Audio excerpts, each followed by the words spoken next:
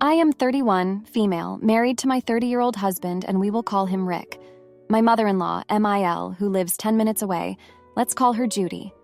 So my husband and I switch on and off for getting up with the baby throughout the night, and he has gone back to work part-time while I am still on maternity leave. Well, my mother-in-law stuck her nose where it doesn't belong and involved herself in our married life and said she is concerned that my husband is getting up with the baby too much when he's back to work part-time and I'm not back yet. Okay, well, first of all, I may not be working outside the home, but taking care of an infant by yourself throughout the day is draining and tiring, and just as much work as a job outside the home, except maybe even harder because you can't take a break when you want, as the baby constantly needs your attention. The whole sleep when the baby sleeps doesn't work because the baby can wake up whenever and you don't know when she is going to wake up. Plus, it's 2024. Men should absolutely be doing their share of parenting because the child is just as much his as it is mine. And you know what? If it isn't equal and my husband gets up a little more than I do with the baby, so freaking what? I carried the child for 9 months and pushed a whole human out of my female genitalia. I reserve that right. Plus, it's not my mother-in-law's business how we parent, how we handle our marriage, or anything between my husband and me, because she isn't there 24/7 to know exactly what is discussed between us and how things go down. So even if my husband was the only one to get up with the baby every single night, if that's what we agreed on and that's what works for us, it's still no one else's business, my mother-in-law included, how we handle our married life. She was once a young mother, so why is she acting like we are in 1930? Acting like it's solely a mother's job to get up with the child? Did she forget what that was like? So anyways, my mother-in-law popped over yesterday morning, and when I came out of the shower and saw her there, the first thing I said to her was, "Good morning, Judy. I hear you are super concerned about your precious baby boy during his fair share of parenting. So since you are so concerned, you are more than welcome to come over at 3 a.m. when the baby screams and cries to help out." She just sat there stunned, as if she didn't criticize me and like my own husband wasn't going to report back to me what she said. She then said, "Well, I was just making a comment to my son and having a conversation with him." I said back, "I understand that, but the way we arrange things in our marriage and how we handle our parenting and the things done in our household are not your business. And you are more than welcome to your opinion. But I don't appreciate you expressing that opinion to me or my husband. It's not warranted, and the boundary I am asking is to no longer comment to either of us on how we run our home. I don't comment on how you and father-in-law do things, so please don't comment on how my husband and I do things." She said back she is allowed to have an opinion, and she doesn't like her son being taken advantage of, and as his mother, she always has a right to express that opinion. I said, "You can have an opinion. You are more than free to, but no, our marriage is not your business." She stormed out of the house. My husband was in the other room with the baby at the time, and I told him exactly what I was going to say to his mother, and he was on board and agreed. He said he was out of line, and even when his mother mentioned it on the phone to him originally, he said, "Please don't badmouth my wife." Am I the idiot for saying what I said to my mother-in-law? I could be the jerk for bringing it up to my mother-in-law first and confronting her in a harsh way.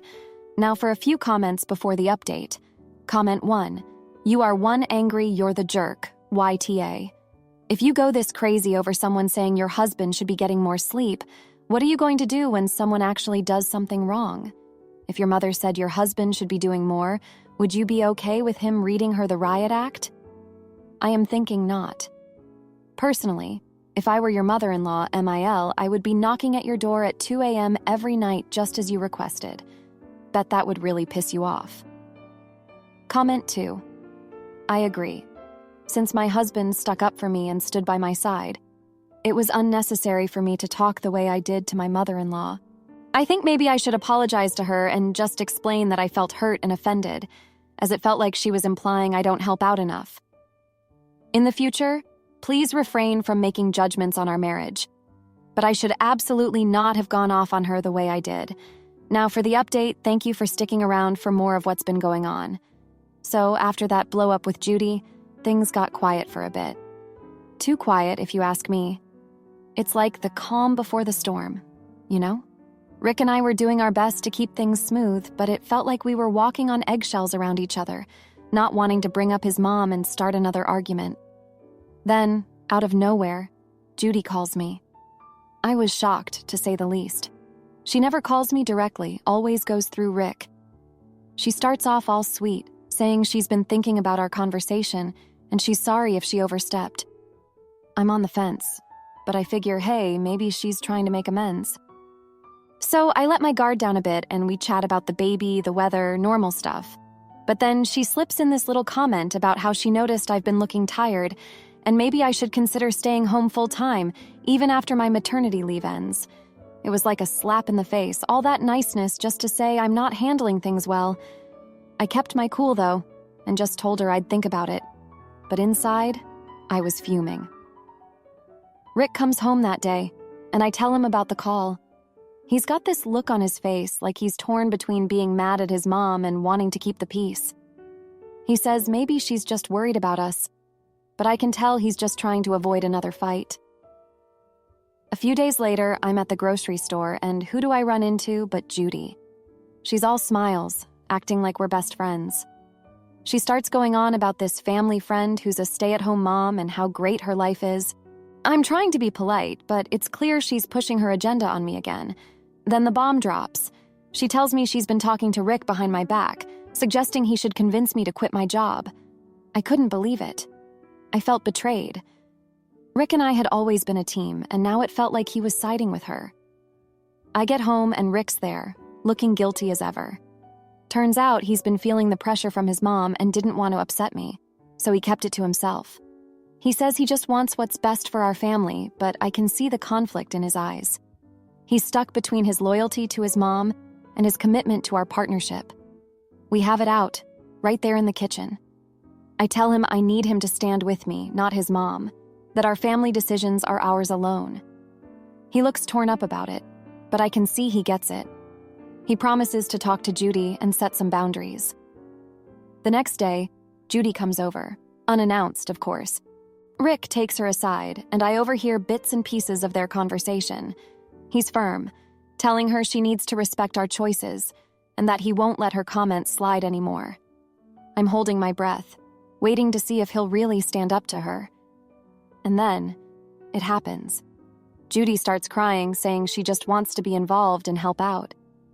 But Rick doesn't back down. He tells her she can be involved, but as a grandmother, not as a third parent. He says if she can't accept that, she'll be seeing less of us and the baby. It's like a weight's been lifted. Rick comes back to me, and we hug it out. It's not going to be easy, but we're on the same page now. We're a team again, and that's what matters. So, am I the jerk for standing my ground with Judy? I don't think so. I just want what's best for my family, and that means making tough decisions and having uncomfortable conversations. But in the end, it's worth it to keep our family strong and united. Thank you for reading about the roller coaster that's been my life lately. My brother treats women like trash and the family blames them.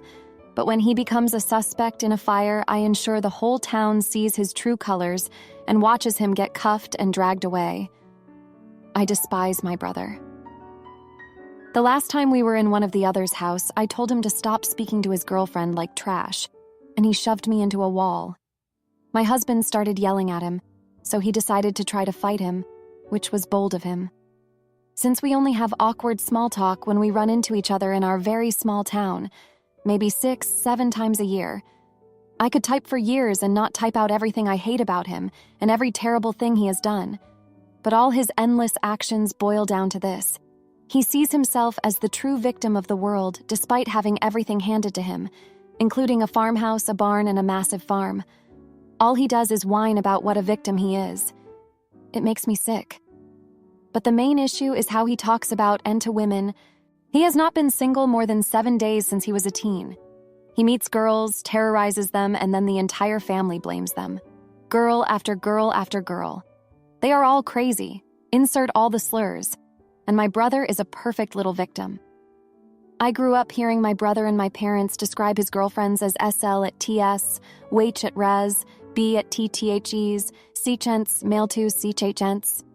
He could scream in a woman's face and throw them out of the house, and our mom would be like, yeah, but she rolled her eyes so she provoked him. And this attitude extended to me. I've gotten shoot my entire life for hating and judging my brother. When I started calling the cops on him and standing up for his girlfriends, I basically became a black sheep in the family. But it does not shock me because my brother has always been far more loved than me. Even as a kid, I remember once he failed all his classes, so Mom grounded me. Because I was a bad influence, you can imagine the kind of monster that parenting would make. My husband hates him more than I do because he is a good man, and he has already said he will never come near our daughter. I agree totally. Today, when we ran into each other, my brother tried to grab my belly and asked when the baby was due. I've told him several times already and said he couldn't wait to be an uncle. I don't know why, but I had the strongest flashback to him holding his fist up at me once when we got into a fight and he backed me into a corner and acted like he was going to punch me, and I panicked and said, "You will never meet my daughter." He said, "What the frick do you mean?" I said, "You aren't going to come near my daughter. I don't want her to hear the way you talk about women." He said, "I've got rights as an uncle. That is my niece."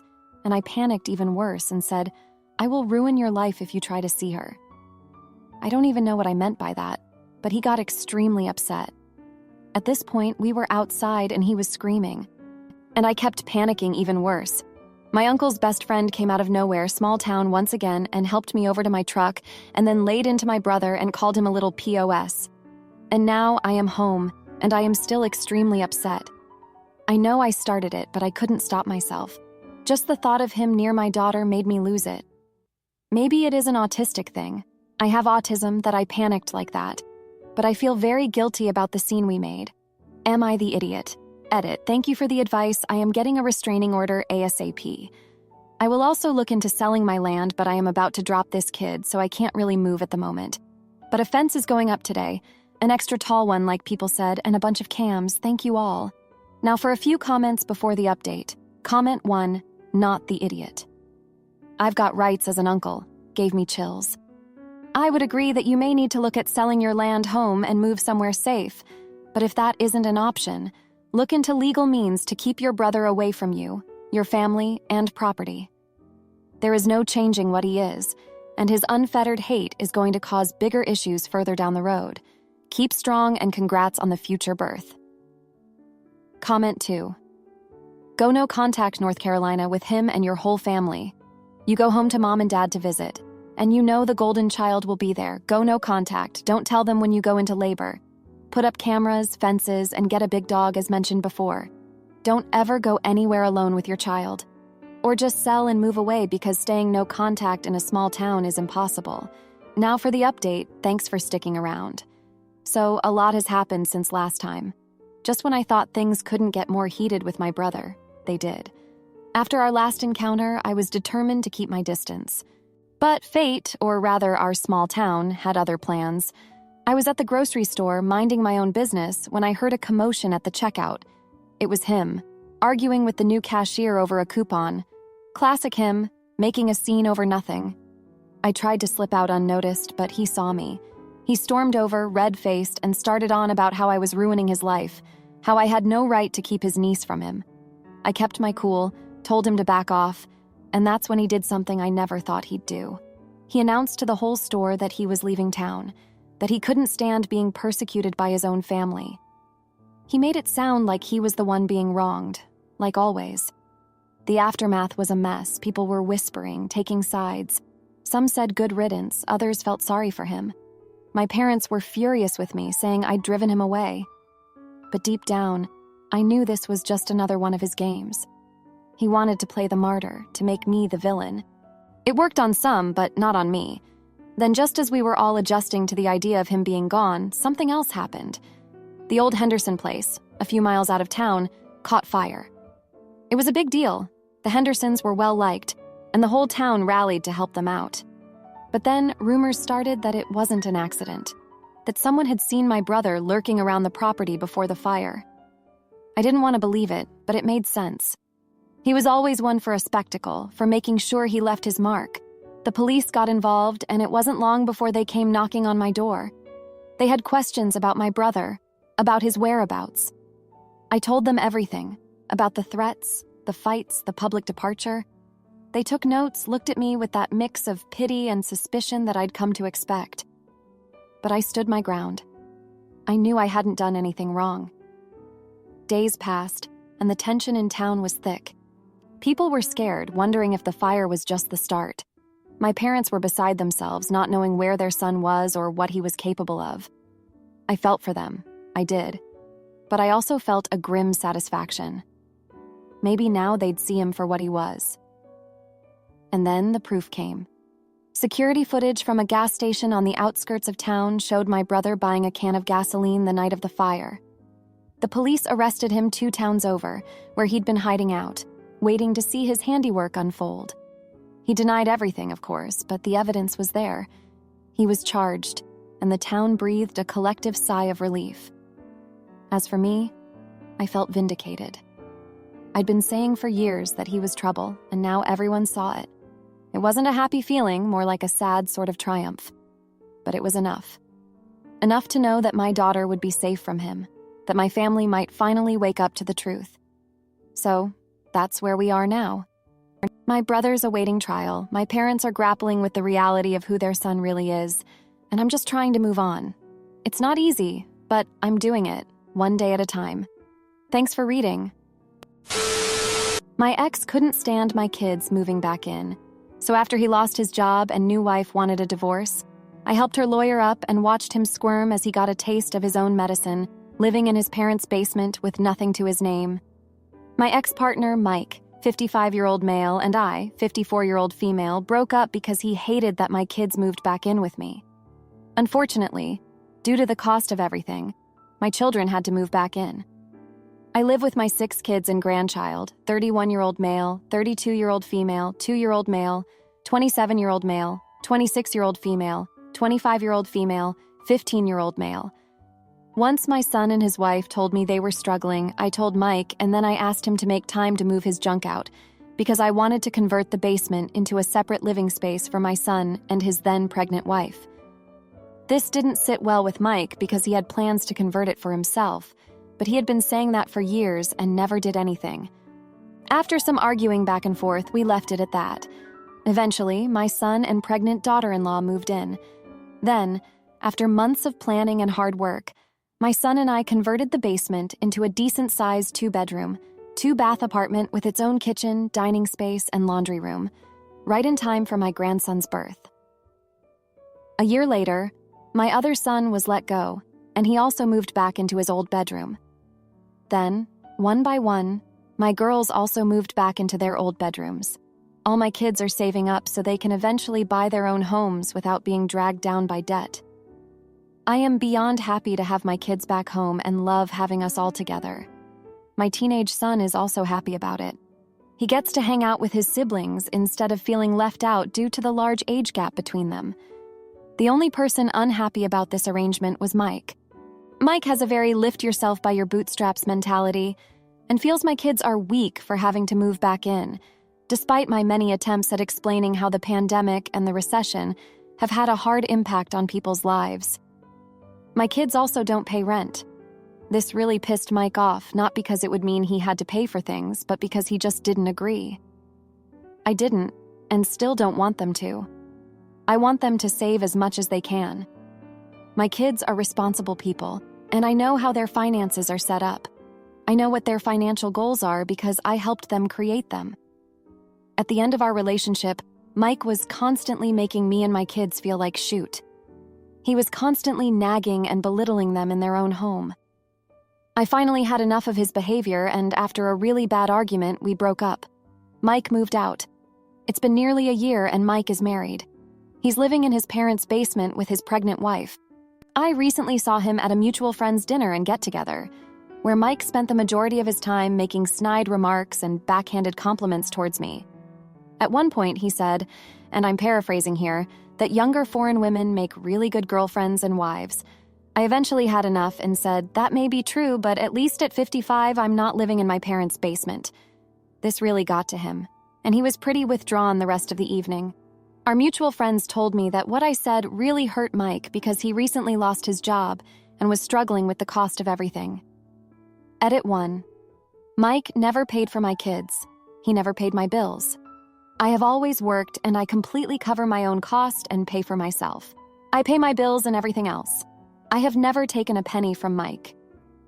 We have always had a pay-your-own-way kind of relationship, and I have always paid for my own way. Mike only lived with me and my kids for almost 2 years before we broke up. Edit 2. My kids are all working and in education. I want them to save enough money so they can buy their own homes, so they can have a more financially secure future. Also, I don't know why the title is incorrect. Edit 3. Mike could have just been civil to me like I was to him, but he chose to make rude and underhanded remarks about me at the dinner, so yes, I threw back his own words at him. Now, for a few comments before the update. Comment 1. If he is really your partner, then he would have more say over his own living arrangements.